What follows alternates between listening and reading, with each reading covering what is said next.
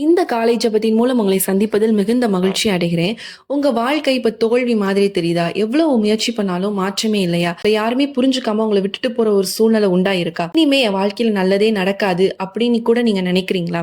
அப்படின்னா இன்று கர்த்தர் இந்த வீடியோ மூலமா உங்களோடு கூட பேசிக் கொண்டிருக்கிறார். இந்த வீடியோ ஸ்கிப் பண்ணாம கடைசி வரைக்கும் பாருங்க. கர்த்தர் நிச்சயமா உங்களை ஆசீர்வதிப்பார்.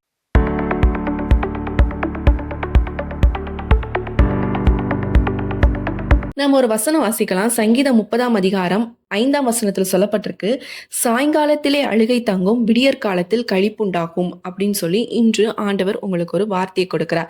ஏன் அப்படின்னா, நிறைய பேரோட வாழ்க்கை அழுகையான ஒரு வாழ்க்கையாக காணப்படும். ஆனா இன்று ஆண்டவர் உங்களுக்கு ஒரு சந்தோஷம் நிறைந்த ஒரு வாழ்க்கையை ஆண்டவர் உங்களுடைய வாழ்க்கையில செய்ய போகிறார் அப்படிங்கறத நீங்க தெரிஞ்சுக்கோங்க. நம்ம வேதத்துல கூட ஒரு நபரை நம்ம பார்க்கலாம். பர்த்திமேயு ஒரு குருடன் தான். அவரு சாலையோரத்துல, அதாவது ஒரு ரோட் சைட்ல உட்கார்ந்து பிச்சை எடுத்து கொண்டிருந்த ஒரு நபர். அவருடைய வாழ்க்கையில ஒரு மதிப்பு இல்ல, எதிர்காலம் இல்ல, நம்பிக்கை இல்ல. மற்றவங்க அவரை விட மேல ஏறிட்டே இருந்தாங்க. பட் ஆனா அவர் அதே இடத்துல தான் இருக்கிறார். ஒருவேளை அவர் நினைச்சிருக்கலாம், ஆண்டவர் என்ன மறந்துட்டாரோ, ஏன் நான் இப்படியே இருக்கேன் அப்படின்னு சொல்லி அவர் நினைச்சிருந்திருக்கலாம். பட் பாருங்க, ஒரு நாள் அவர் ஒரு செய்தி கேட்கிறாரு, ஏசு இந்த வழியா தான் வரார் அப்படின்னு சொல்லி அந்த ஒரு நியூஸ் வந்து அவர் இடத்துக்கு போகுது. அப்ப அந்த நிமிஷம் அந்த பத்திமேயு சும்மா இருக்கல. என்ன பண்றாரு அப்படின்னா, சத்தமிட்டு என்ன பண்றாருன்னா, ஆண்டவரை கூப்பிடுறாரு. இயேசுவே என் மேல இறங்கும் அப்படின்னு சொல்லி அவர் என்ன பண்றாருன்னா, சத்தமா கூப்பிடுறத நம்ம வந்து பார்க்கிறோம். அப்ப மக்கள்லாம் என்ன சொல்றாங்க, அமைதியா இரு, சத்தம் போடாத, நீ சும்மா இரு அப்படின்னு சொல்லி அவங்கள அதட்டுறாங்க, அமைதியா இருக்க சொல்றாங்க. பட் அவர் என்ன பண்றாருன்னா, அவங்க சுத்தி இருக்க மனுஷங்களோட பேச்ச கேட்கல, அவர் இன்னும் சத்தமா அதிகமா கத்துனார் அப்படின்னு சொல்லி நம்ம வந்து பார்க்கிறோம். அப்ப நடந்தது என்ன தெரியுமா? இயேசு நடந்து கொண்டிருந்த இடத்துல தான் நின்றார்.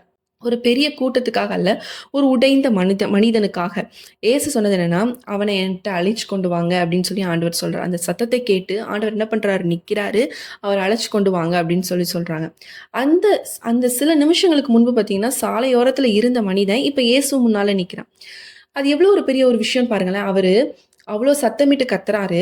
சுத்தி இருக்கிறவங்களாம் கத்தாதன்னு சத்தம் போட்டு அதட்டுறாங்க. பட் ஆனாலும் அவர் இன்னும் சத்தம் போடுறாரு. ஆண்டவரோட சத்தத்தை கேட்டு அங்க நிக்கிறாரு. அந்த ஒரு மனுஷனுக்காக ஆண்டவர் அங்க நிக்கிறாரு. அவர் என்ன பண்றாருன்னா, அந்த குருடனை கூட்டிட்டு வாங்கன்னு சொல்லும்போது, அந்த குருடரும் அவர் அழகா ஆண்டவர் கிட்ட போய் நிக்கிறார். அப்போ யாருமே கண்டுக்காத ஒரு மனுஷர் இன்று ஆண்டவர் முன்னாடி நிக்கிற ஒரு ஒரு ஒரு விஷயத்த அவர் என்ன பண்றாருன்னா ஃபேஸ் பண்றாரு. இப்போ இயேசு முன்னாடி நின்னதும், அந்த நாள்ல அவர் என்ன பண்றாருன்னா, பார்வை பெற்றத நம்ம வந்து பார்க்குறோம்.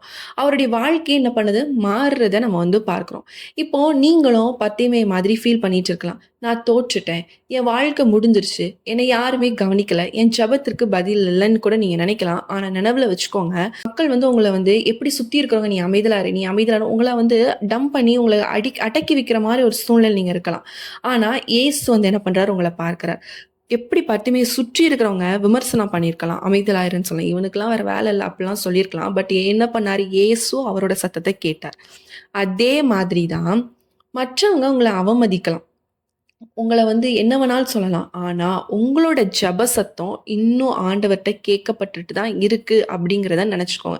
நீங்க தோற்று விட்டீர்கள் என்று நினைக்கும் நேரத்துல தான் என்ன பண்றாரு அப்படின்னா, ஆண்டவர் உங்கள என்ன பண்றாரு? உயர்த்த ஆரம்பிக்கிறார் அப்படிங்கிறத நீங்க புரிஞ்சுக்கோங்க. நான் தோத்துட்டேன், என் லைஃப் முடிஞ்சிருச்சு அப்படின்னு நெனைக்கிற டைம்ல தான் என்ன பண்றாரு? ஆண்டவர் உங்கள உயர்த்துறார். பர்த்திமையோட வாழ்க்கைய மாற்றின தேவன் உங்களுடைய வாழ்க்கையும் மாற்ற முடியும். இன்று நீங்க உடைந்த நிலையில இருக்கலாம். ஆனா, அது உங்களோட முடிவு கிடையாது. ஒரு எண்ட் கிடையாது. உங்களோட லைஃப்ல ஒரு எண்ட் ஸ்டோரியே இது கிடையாது. தேவன் இன்னும் உங்களோடு கூட தான் இருக்கிறார். உங்க கண்ணீர பார்க்கிறார். உங்களுக்கான நேரத்த தயார் பண்ணி கொண்டு இருக்கிறார். கரெக்ட்டான டைம் வரும்போது நிச்சயமா ஆண்டவர் என்ன பண்ண போகிறார் அப்படின்னு பார்த்தீங்கன்னா, உங்கள உயர்த்த போகிறார். நம்ம எல்லாரும் கண்கள மூடி ஜெபிக்கலாம். அன்புள்ள இயேசு சுவாமி அப்பா, இந்த நேரத்துல ஆண்டவரே எங்களோடு கூட இணைந்து ஜெபிக்கிறப்பா, ஒவ்வொருத்தருக்காக ஜெபிக்கிறோம்.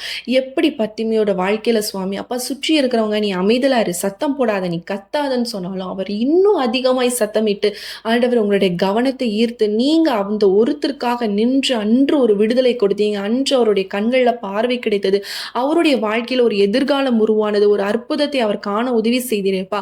அதே போல எங்களுடைய வாழ்க்கையில இப்ப இருட்டான ஒரு சூழ்நிலை இருக்கும். எப்படி பத்திமையோட வாழ்க்கை இருட்டா இருந்ததோ அதே போலதான்ப்பா எங்களுடைய வாழ்க்கையும் இருட்டாக காணப்படுது ராஜா. ஒரு விசையாக ஒரு வெளிச்சத்தை எங்களுடைய வாழ்க்கையில உண்டு பண்ணுங்க. அந்த வெளிச்சத்தை வெளிச்சத்தை நாங்க பார்க்கணும். அந்த வெளிச்சத்தை நாங்க அனுபவிக்கணும். கர்த்தாவே நீங்க உதவி செய்யுங்க. எங்களுடைய வாழ்க்கையில முடிஞ்சிருச்சுன்னே நாங்க பல நாள் சோர்ந்து உடைந்து நாங்க செபிக்க கூட முடியாம ஆண்டவரே தவித்து கொண்டிருக்கிறோம். என் தேவன் நீர் கண்ணோக்கி பார்ப்பீராக. ஆண்டவரே அந்த நாட்களை நீங்க உருவாக்குங்க. நாங்க சந்தோஷமும் சமாதானமாக இருக்கக்கூடிய ஒரு நாளை உருவாக்குங்க. குடும்பத்துல பிரச்சனைகள் மாறட்டும் ராஜா. எப்பொழுது எடுத்தாலும் சண்டைகள், இழப்புகள், இதே விஷயமா என்னுடைய வாழ்க்கையில நடந்து கொண்டு இருக்குது அப்படின்னு சொல்லி கவலையோடு இருக்கிற ஒவ்வொருத்தருக்கும் கர்த்தாவே நீர் ஒரு விடுதலை கொடுப்பீராக. நீர் ஒரு அற்புதத்தை செய்வீராக. ஆண்டவரை நீர் உயர்த்துகிற தேவன் ராஜா. நான் உன்னை உயர்த்துவேன், தோற்று போன இடத்திலே நான் உன்னை உயர்த்துவேன் என்று சொல்லி நீங்க வாக்கு கொடுத்திருக்கிறீங்க. இன்று ஆண்டவர் என்னோடு கூட இணைந்து ஜெபிக்கிற இந்த வீடியோ பார்க்குற ஒவ்வொருடைய வாழ்க்கையிலையும் இன்று ஒரு உயர்வு உண்டாகட்டும். இயேசுவின் நாமத்தினால ஒரு அற்புதம் உண்டாகட்டும். சாயங்காலத்திலே அழுகை தங்கும். ஆண்டவரே விடியற்காலத்தில் களிப்புண்டாகும் என்று சொன்ன வார்த்தையின்படி விடியற்காலத்துல களிப்பை அவங்க பெற்றுக்கொள்ள உதவி செய்யுங்க. சந்தோஷத்தை இந்த நாள்ல அவங்க பெற்றுக்கொள்ள உதவி செய்யுங்க. இயேசுவின் நாமத்தினால ஒரு அற்புதம், ஒரு அதிசயம் உங்களுடைய வாழ்க்கையில் உண்டாக போறதற்காக உமக்கு ஸ்தோத்திரம். இயேசுவின் நாமத்தில் ஜெபிக்கிற நல்ல பிதாவே, ஆமேன். இந்த நாள்ல விசுவாசமாக ஜெபித்த ஒவ்வொருத்தருடைய வாழ்க்கையில கர்த்தர் ஒரு களிப்பை, ஒரு சந்தோஷத்தை உண்டாக்க போகிறார். விசுவாசமாக இருங்க. எப்படிப்பட்ட வாழ்க்கையாக இருந்தாலும் ஆண்டவர் எப்படி பர்த்திமேயை பார்த்தாரோ அதே போல ஆண்டவர் நின்று உங்களுக்காக இந்த நாள்ல கர்த்தர் விசாரிக்கிற தேவனாக இருக்கிறார். உங்களுடைய வாழ்க்கையில ஒரு பெரிய அற்புதத்தை ஆண்டவர் உண்டு பண்ண போகிறார். எல்லா இருள்களும் மாறி கர்த்தர் ஒரு வெளிச்சத்தை உங்களுடைய வாழ்க்கையில உண்டாக்குவார். நீங்க விசுவாசத்தோடு நீங்க ஜெபித்தா மட்டும் போதும். உங்களுடைய ஜெப சத்தத்தை அதிகமாக்குங்க. எப்படி அவர் சத்தமிட்டு கூப்பிட்டாரோ அதே மாதிரி சத்தமிட்டு நீங்க ஜெபிங்க. ஜெபிக்கிறது அதிகமாக்க உங்களுடைய வாழ்க்கையில ஒரு பெரிய அற்புதம் உண்டாகும். இந்த வீடியோ உங்களுக்கு ரொம்ப பிரயோஜனமாக இருந்திருக்கும் என்று சொல்லி நான் கர்த்தருக்குள் விசுவாசிக்கிறேன். யூஸ்ஃபுல்லா இருந்துச்சுன்னா கண்டிப்பா கமெண்ட் செக்ஷன்ல சொல்லுங்க. அநேகருக்கு ஷேர் பண்ணுங்க. அவங்களுக்கு இது ரொம்ப பிரயோஜனமாக இருக்கும். மீண்டும் உங்களை அடுத்த ஒரு காலை பகுதியில் சந்திக்கிறேன். கர்த்தர் உங்களை ஆசீர்வதிப்பாராக. ஆமேன்.